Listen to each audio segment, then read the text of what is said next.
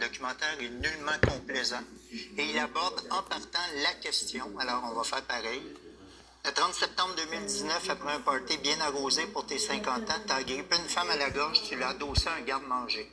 Tu été accusé de voie de fait, tu as plaidé coupable, tu as eu droit à une absolution conditionnelle.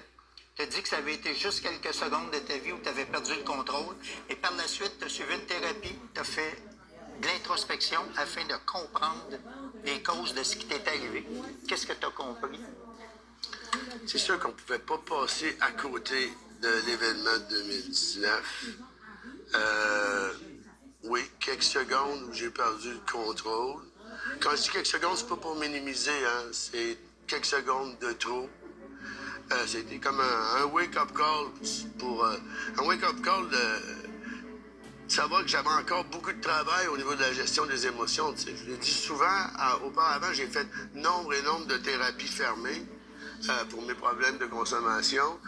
Puis à travers ça, je les compile pas, mais j'ai passé bien des heures avec des thérapeutes en privé justement pour la gestion des émotions.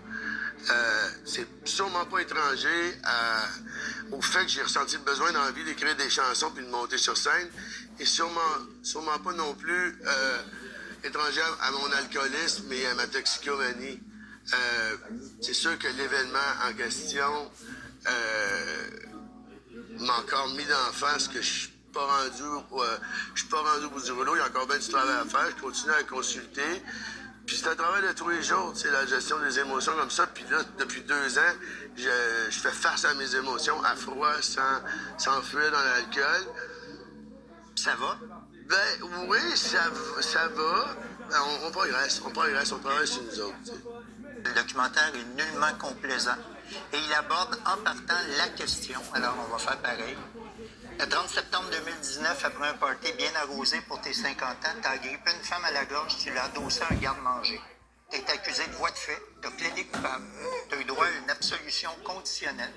Tu as dit que ça avait été juste quelques secondes de ta vie où tu avais perdu le contrôle et par la suite, tu as suivi une thérapie, tu as fait de l'introspection afin de comprendre les causes de ce qui t'est arrivé. Qu'est-ce que tu as compris?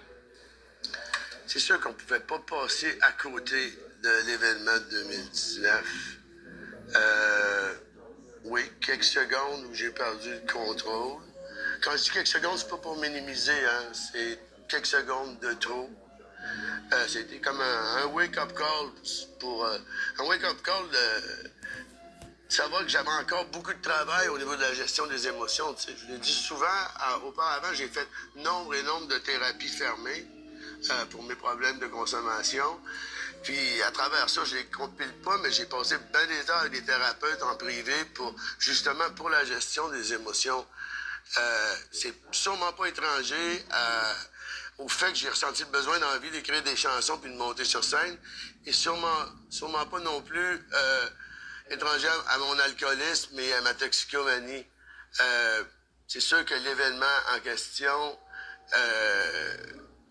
m'a encore mis d'en face que je suis pas rendu au bout du rouleau. Il y a encore bien du travail à faire. Je continue à consulter. Puis c'est un travail de tous les jours, c'est la gestion des émotions comme ça. Puis là, depuis 2 ans, je fais face à mes émotions à froid, sans fuir dans l'alcool. Ça va? Ben oui, ça va. On progresse, on travaille sur nous autres. T'sais. Le documentaire est nullement complaisant et il aborde en partant la question, alors on va faire pareil. Le 30 septembre 2019, après un party bien arrosé pour tes 50 ans, tu as agrippé une femme à la gorge, tu l'as adossé à un garde-manger. Tu as été accusé de voie de fait, tu as plaidé coupable, tu as eu droit à une absolution conditionnelle. Tu as dit que ça avait été juste quelques secondes de ta vie où tu avais perdu le contrôle et par la suite, tu as suivi une thérapie, tu as fait de l'introspection afin de comprendre les causes de ce qui t'est arrivé. Qu'est-ce que tu as compris? C'est sûr qu'on ne pouvait pas passer à côté de l'événement de 2019. Oui, quelques secondes où j'ai perdu le contrôle. Quand je dis quelques secondes, c'est pas pour minimiser, hein, c'est quelques secondes de trop.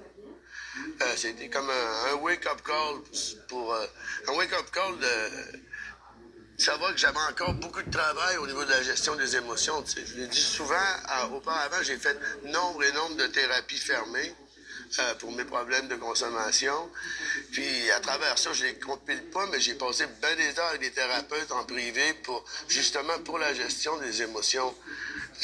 C'est sûrement pas étranger au fait que j'ai ressenti le besoin d'envie d'écrire des chansons puis de monter sur scène, et sûrement pas non plus étranger à mon alcoolisme et à ma toxicomanie. C'est sûr que l'événement en question m'a encore mis d'en face que je suis pas rendu au bout du rouleau. Il y a encore bien du travail à faire. Je continue à consulter.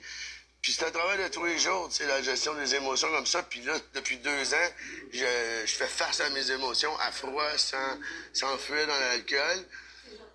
Ça va? Ben oui, ça va. Ben, on progresse, on travaille sur nous autres, tu sais. Le documentaire est nul